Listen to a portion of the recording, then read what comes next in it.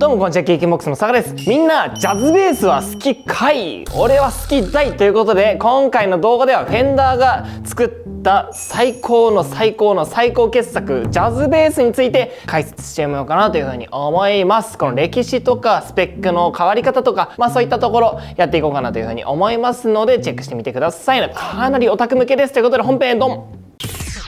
はい、早速歴史についてやっていくんですけれども、フェンダーという会社がスタートしたのは1939年ですね。この時社名は K&F というものでした。フェンダーという名前に変わるのは1946年のことですね。そして1950年にエスクワイヤー、1951年にプレシジョンベースというものをトレード賞っていう賞で発表します。このエスクワイヤー、テレキャスターですね。これとプレシジョンベースが結構売れたわけですよ。そしてじゃあ次の製品を出していきましょうってなって開発されたのがこのジャズベース、そしてジャガーとジャズマスターですね。1958年から62年にかけてこれらは発売されてきました。ジャズベースが発売されたのは1960年のことですね。なので実は1959年製のプロトタイプのジャズベースみたいなものも存在するんですよ。マジの余談ですけど、僕の趣味でそこら辺の超マニアックなベースを復刻させるっていうブランドを一応ちょっとやってて、そこら辺もねちょっとチェックしてみてください。面白いので、次の企画何しようかなって感じですけどね。今1958年のジャズマスターなんですけれども、そのボディがオフセットのボディ、左右非対称だったんですよ。プレシジョンベースもね左右非対称なんですけど、このお尻の部分は左右対称気味なんですよね。それに対してジャズベースはもうちょっとこうヌッとしたボディシェイプになっていますよね。なのでこの1958年から始まったのがこのボディのオフセットでデザインするということだということを覚えてみてください。ジャズベースだったりジャガーだったりジャズマスターだったり、ここら辺のボディシェイプはすごく現代的じゃないですか。そしてピックアップの仕様だったり、いわゆるエレクトロニクスの仕様もすごく現代的で発展性のあるものだったんですよね。なのでもうその当時のフェンダーっていう会社がどれだけ先進的な動きをしていたのかっていうところが読み取れるかなというふうに思いますね。続いてジャズベースの仕様についてなんですけれども、基本的にはナットは 38mm と少し細めなんですよ。プレシジョンベースが 42mm なので 4mm ね細いんですよね。なのでネックは細くしてより弾きやすくなりましたよという、そういう説得をしてるわけですよね。プレシジョンベースよりも発展したモデルですよと。ボディシェイプはプレシジョンベースと違って少しこう左右非対称のヌッとしたスタイリッシュな感じになってるわけですよね。そしてピックアップはシングルコイルが2つ並んでいます。これらを組み合わせるとハムキャンセルの機能を持ちますね。ちなみにプレシジョンベースは低音源側と高音源側でハムキャンセルができるようになっています。1960年の一番最初のジャズベースはノブがスタックノブって呼ばれるものだったんですよね。2ボリューム2トーンの構成になっていたんですけれども、1961年の途中からこの3ノブの形になりました。ここら辺の違いはすごく面白くて、スタックノブの時期のルックスも可愛いんですよ。ぜひチェックしていただければなと。ボディ材としては基本的にはアルダーで、シマオローズウッドっていうものが1960年の最初の頃でした。そして60年代の初期に関して言うと、指板がハカランダっていうものが使われていたんですよね。ハカランダはだから伝説的な人気があるわけですよ。今はねインディアンローズウッドだったり違うローズウッドの種類のものが使われているんですけど、ハカランダはやっぱり音が違うってどうしても言われちゃいますよね。で、1970年とかに入ってくるとボディがアッシュになったり指板がメイプルになったりするんですけれども、アルダーボディもしくはアッシュボディ、そしてメイプル指板もしくはローズ指板っていうものがフェンダーのジャズベースの基本的な木材だということです。仕様の変化についてなんですけれども、年代がこう進んでいくごとにフェンダーはいろんなアレンジをしていくんですよね。それを少しずつね追ってみようかなというふうに思います。先ほどお話しした通り、1961年にはスタックノブの2ボリューム2トーンから2ボリュームの1トーン、この3ノブに変化しますね。そしてノブの種類もメタルのものからプラスチックの黒いものに交換されます。そして1966年ですね、ネックにバインディングが施されてインレイがブロックインレイに変わります。それらには装飾をしてより高級感のある仕様にする、ルックスにするという狙いがありましたね。初期の頃はメイプル指板に対してはブラックのブロックインレイとバインディングが使われていたんですけれども、74年頃からパーロイドの白いものに変わりますね。マーカス・ミラーが持っているのは77年のジャズベースですけれども、白いねかっこいいブロックインレイとバインディングがついてますよね。そして1969年にロゴが変わります。いわゆる CBS ロゴっていうものですね。買収されてロゴが変わるわけです。1970年代前半なんですけれども、レギギュラーカラーとしてナチュラルっていうものが加わって、そしてアッシュがボディ材として使われ始めます。そして1970年代のジャズベースといえば、ブリッジピックアップの位置が少しブリッジ側にずれてるんですよね。この変化が起こったのは1972年から73年のことです。1974年から75年頃、トラスロットのアクセスをするための口がこっち側、ネックエンドからヘッド側に変わりました。はい、それによってヘッド側にはトラスロットのナットが飛び出てるんですよね。これが銃弾に似てるっていうことからバレットナットって呼ばれたりしています。これもすごくルックスにおいては特徴的な部分ですよね。同時期にネックのジョイント、ここは4点止めから3点止めに変更されて、マイクロティルトアジャストメントと呼ばれるものが付けられます。これはネックの角度を調整しやすくするものですね。なので70年代の前半っていうのは4点止めだったり、まだねローズ指板があったり、過渡期の独特の仕様ってものがあるんですよね。それもまたこうヴィンテージフェンダージャズベース好き的には熱いポイントかなというふうに思います。っていうのがこの仕様の変化なんですけれども、皆さんどうですかね。60年代と70年代で大きく2種類に分けられるかなというふうに思うんですけど、例えばそのアルダーボディにローズ指板でドットインレイでっていうものに対して、アッシュボディにメープル指板でブロックインレイでみたいな。でもその過渡期とかも存在するわけですよね。ここら辺を掘っていくとすごく面白いんじゃないかななんて思ったりします。ピックアップのね仕様も変わったりするんですよ。これはかなりマニアックな部分なので、ちょっと皆さんと一緒にディグっていきたいななんて思うんですけど、ジャズベースこんな素敵なものですよということで、今回用意したのが1964年製のフェンダージャズベースですね。価格が297万円です。高いんですけどいい音するので、せっかくなんでその音も聞いていただこうかなというふうに思います。じゃあチェックしてみてください。弾いてみます。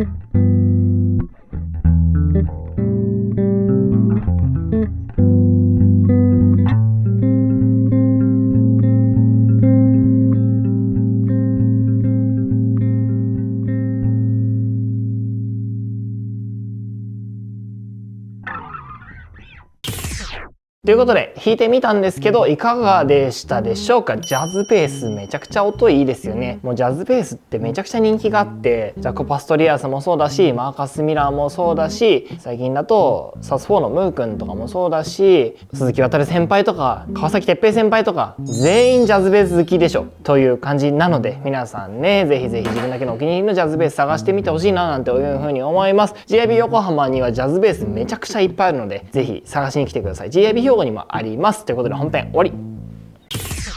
思い返してみたら僕昔からジャズベースばっかり買ってんですよね。やっぱちょっと思い出したいなと思うんですけど、一番最初に買ったのが僕島村楽器でバスカーズのジャズベース買ったんですよね。はい、それから始まりのムーンのジャズベ買って、その後バッカスのジャズベースも買いましたね。そしてもう一本バッカス買ってるな。これ高校生ぐらいの時の話ですね。なんかいっぱい買ってますよね。なんかうまかったんですよ、そういうので東京出てきてサドースキーのメトロラインの MV5 買いました。タルビルケンフェルドの音がめちゃくちゃ良くて、それみたいなの欲しいなと思って、なんでアッシュメイプルでナチュラルカラーのサドースキーでしたね、あれは。でその後ちょっと違うんですけど F ベースの VF っていうモデルがあって、それ買いましたね。ジャズベ好き的には結構刺さるモデルですごい良かったなあれで。あと今も持ってるのがそのアレバコッポロですね。アレバコッポロの LG5 はギークンボックス始めてすぐぐらいの時になんか買いましたね。あと普通にフェンダーのジャズベースはちょいちょい買ってます。ヴィンテージのジャズベは買ってない。買ってるな。なんか73年ぐらいのなんかかっこいいのとか買ってましたね。なんかもうちょっと思い出せそうだな。僕が買いそうなブランドなんだろう。百瀬買ってないのかな。バッカスもう1回ぐらい買ってるような気がしますね。だからね、もう今までもうベースたくさん買ってるんですけど、多分半分ぐらいはジャズベですね。はい、あとケン・スミスデザインとかね買いましたね。昔黒沢楽器に勤めてたんですけど、その時に店に入ってきたの買わせてもらってた気がする。でもなんかね、いいやつはすぐに買えないんですよ。あといいやつは割引してくれないんです、社員のお兄ちゃんが。なんで F ベースの VF 買った時とかは確かね、その販売予定価格そのまま買いましたね僕で。かわいそうだからっつってなんか飯連れてってくれました。あとエキゾチックか忘れてた